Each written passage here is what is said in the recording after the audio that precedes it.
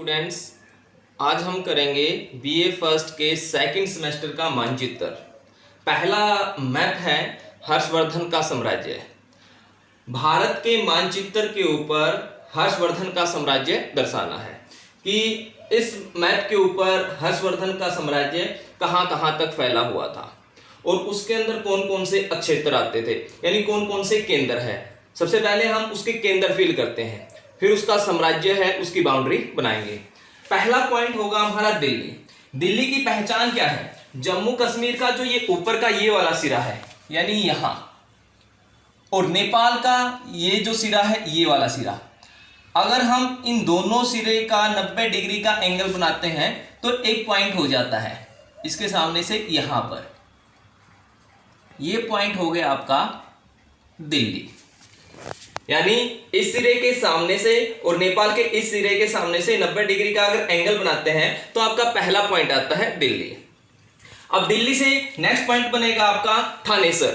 थानेसर की पहचान क्या है? जो दिल्ली है उससे पेन की 1 या 1.5 नीब, 1 से ज्यादा 2 से कम 1.5 नीब की डिस्टेंस पे थोड़ा सा लेफ्ट की तरफ तिरछा दिखाना। आपको एक पॉइंट दर्शाएंगे यहां पर। इस पॉइंट का नाम है थानेसर। ये क्या था? जो वर्धन साम्राज्य है, कुशभूति साम्राज्य है, उसकी आरंभिक राजधानी थी भाई थानेसर। उसके बाद जो दिल्ली है उससे नीचे की तरफ थोड़ा सा कह सकते हैं राइट में लेफ्ट 1 नीब की डिस्टेंस पे आप एक पॉइंट दर्शाएंगे। 1 नीब की डिस्टेंस पे आपको एक पॉइंट दर्शाना है जिसका नाम होगा मथुरा। उसके बाद बिल्कुल ऐसे ही बिल्कुल इसके नीचे पेन की 1 नीब की डिस्टेंस पे आप एक और पॉइंट दर्शाएंगे।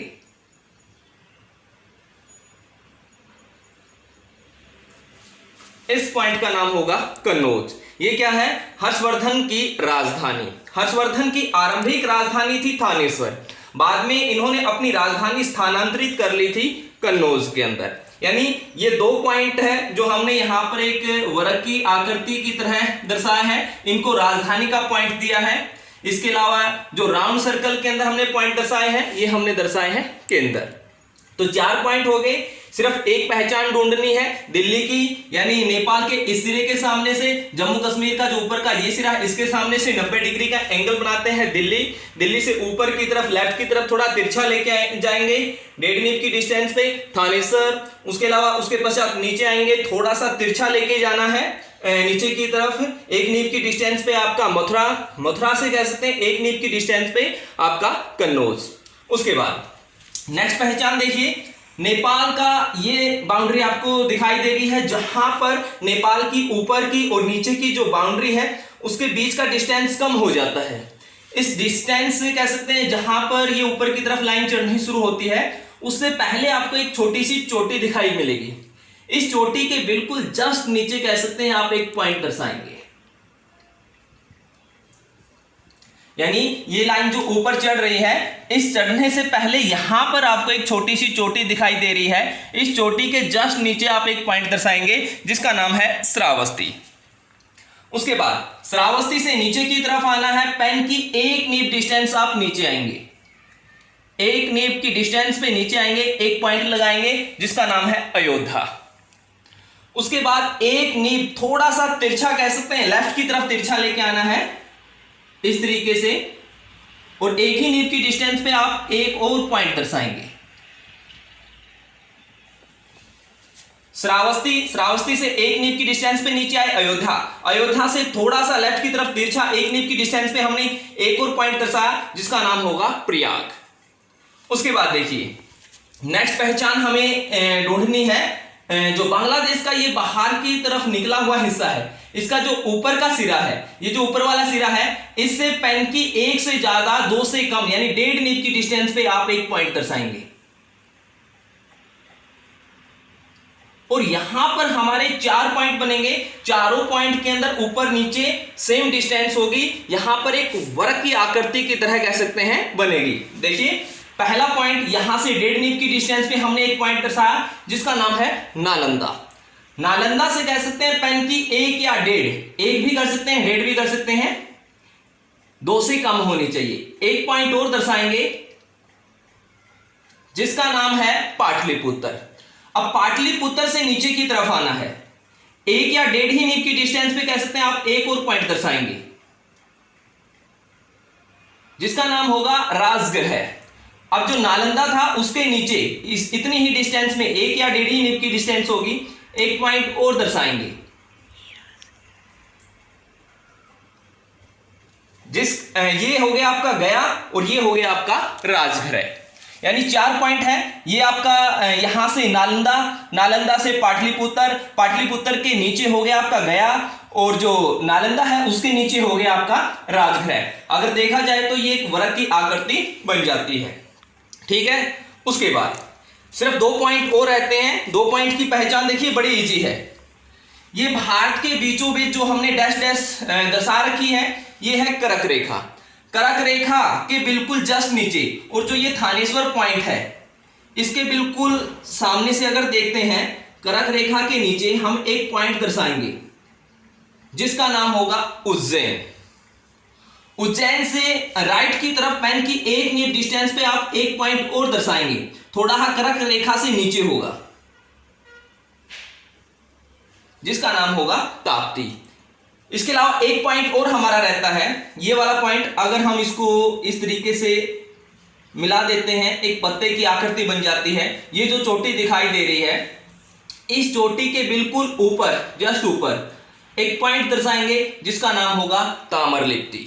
ये है हमारे, कह सकते हैं, जो हमें हर्षवर्धन के साम्राज्य के अंदर केंद्र दर्शाने हैं। 2 हमने कह सकते हैं राजधानी दर्शाई है, उसके अलावा बाकी हमने कह सकते हैं केंद्र दर्शाए हैं। दोबारा से देखिए एक बार। सबसे पहला पॉइंट दिल्ली की पहचान हमने ढूंढी थी।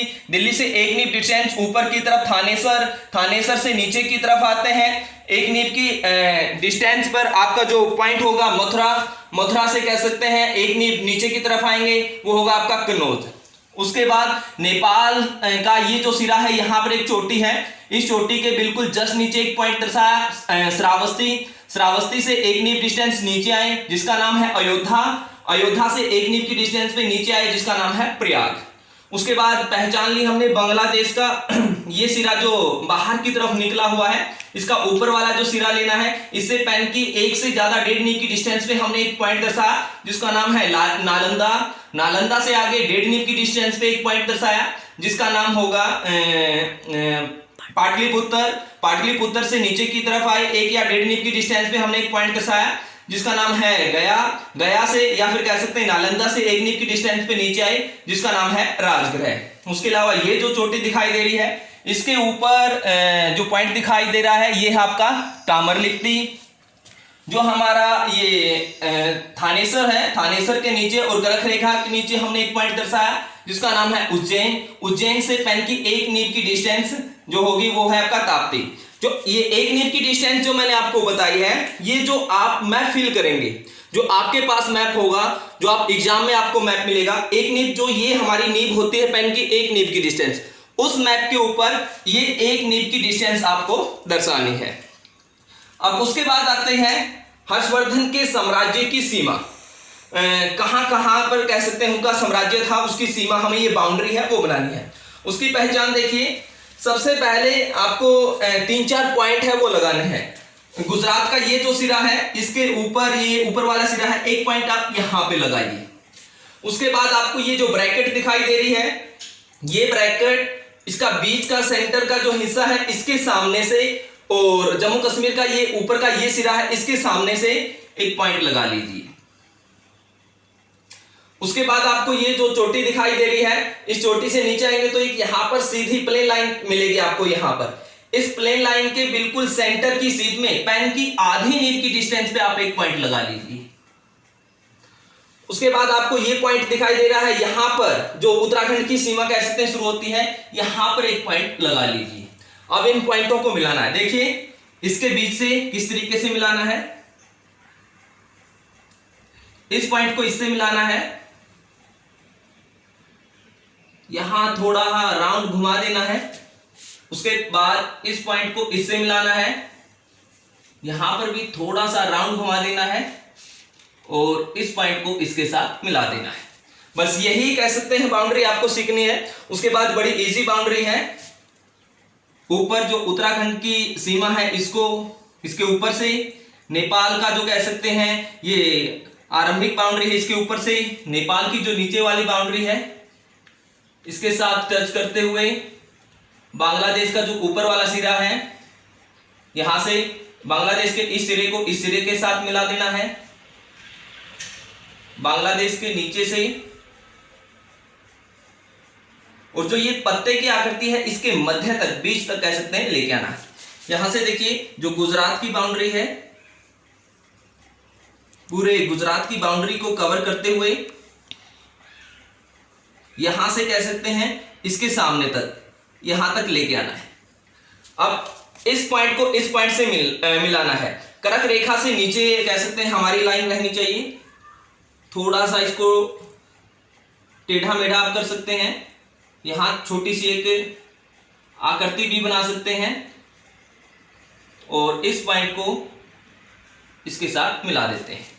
तो ये जो बाउंड्री हमने खींची है ये हो गया आपका हर्षवर्धन का साम्राज्य। अब इसको आप पहले बाउंड्री बना सकते हैं अपने मैप के अंदर, पूरी बाउंड्री बना के फिर पेंसिल के साथ इसको इस तरीके से दर्शा सकते हैं, ये पूरा साम्राज्य हो जाएगा। फिर पेन के साथ आप इन केंद्रों को दर्शा सकते हैं।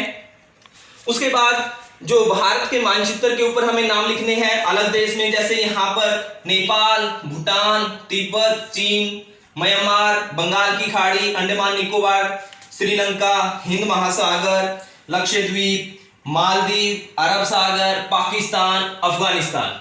ऊपर यहां पे लिख दीजिए कश्मीर।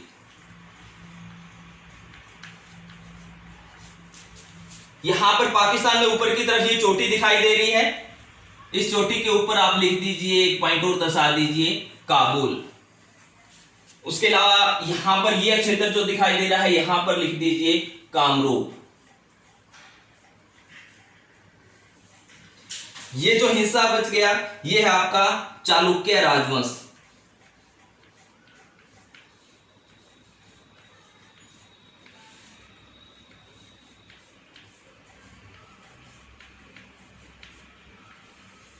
उसके अलावा ये जो नीचे का हिस्सा बच गया यहां पर है आपके ये चेर साम्राज्य भाई, यहां पर ये चोल साम्राज्य है और जो नीचे है वो बच गया पांड्य। यहां पर चेर चोल पांड्य लिख दीजिए। इसके अलावा ये जो पाकिस्तान की बाउंड्री है पूरी नहीं आ रही, यहां पर एक क्षेत्र और पॉइंट और हमें दर्शाना है जिसका नाम होगा कंधार। काबुल हमने दर्शा दिया है। वो जो आपका एग्जाम के अंदर आपको जो मैप मिलेगा उसके अंदर कह सकते हैं पूरी सीमा आपको ये पाकिस्तान की दिखाई मिलेगी, उसके ऊपर अफगानिस्तान की सीमा दिखाई दे मिलेगी। तो इस तरीके से आपको ये पूरा मैप है फिल करना है। एक बार में आपको जो आपको एग्जाम के अंदर मैप मिलता है उस मैप के ऊपर ये वाले जो केंद्र है और ये इसकी बाउंड्री किस तरीके से आपको वहां पर फिल करनी है, किस तरीके से कह सकते हैं उसके साम्राज्य को दर्शाना है और किस तरीके से आपका यहां पर संकेत बनेगा, वो मैं आपको आपके उस मैप के अंदर बताता हूं। ये देखिए स्टूडेंट, इस तरीके से आपको जो आपके पास मानचित्र होगा उस मानचित्र के अंदर हर्षवर्धन का साम्राज्य है वो फिल करना है। ये साइड के सारे नाम है, अलग से आप ब्लैक पेन के साथ लिखेंगे। जो अंदर का साम्राज्य है उसको पेंसिल के साथ डार्क करेंगे, जो बाउंड्री है उसको ब्लैक पेन के साथ बाउंड्री करेंगे, डार्क करेंगे थोड़ा हाँ ब्लैक पेन के साथ। उसके अलावा कह सकते हैं जो अंदर के केंद्र के नाम है वो आप ब्लू पेन के साथ लिखेंगे। ये हमारा कह सकते हैं संकेत हो गया, जिसमें ऊपर हमने ये पॉइंट दर्शाया है राजधानी। ये इस तरीके से हर्षवर्धन का साम्राज्य हो गया। ये जो लाइन है ये सीमा हो गया। ये जो पॉइंट हो गए यहाँ पे लिखिए हर्षवर्धन के केंद्र। यहाँ पर एक और पॉइंट कह सकते हैं आप ऐड करेंगे हर्षवर्धन के केंद्र। इसको थोड़ा मैं क्लोज कर रहा हूँ। देखिए जिस तरीके से हमने आपके मैप के ऊपर समझाया है उसी तरीके से यहाँ पर फिल किया हुआ है। ये पॉइंट मैं बता रहा था आपको, यहाँ पर जो कंधार का पॉइंट है यहाँ पर ये चोटी हमें काबुल की वहाँ मिल गई थी। उसके बाद ये जो चोटी है इसके जो बिल्कुल बीच में आप यहाँ पे पॉइंट दर्शा सकते हैं, यहाँ पे लिखेंगे कंधार। एक पॉइंट यहाँ पर अगर आप नीचे की तरफ दर्शाना चाहें तो यहाँ पर भी आप दर्शा सकते हैं पेशावर, अदरवाइज आप इसको छोड़ भी सकते हैं, लेकिन ये दो पॉइंट जरूर दर्शाना, काबुल और कंधार। इसके अलावा यहाँ पर हमने कश्मीर लिखा था। इस एरिया में यहाँ पे आप सिंध लिख सकते हैं, इसको यहाँ पर सिंध लिख दीजिए। वही पहचान जो आपको बताई थी, इसके सामने से दिल्ली है, दिल्ली के ऊपर थानेश्वर है, 1.5 नीब, 1.5 से थोड़ा ज़्यादा भी कर सकते हैं। बाकी जो पॉइंट है 1 नीब पे मथुरा है, 1 या 1.5 नीब पे कह सकते हैं आपका कन्नौज है, यहाँ पर श्रावस्ती है, ये देखिए थोड़ा मैं क्लोज कर रहा हूँ इसको, श्रावस्ती हो गई, अयोध्या है, प्रयाग है, यहाँ पर नालंदा, पाटलिपुत्र, गया, राजगृह, ताम्रलिप्ति, ये चालुक्य राजवंश हो गया, ये चेर है, चोल है, पांड्य है।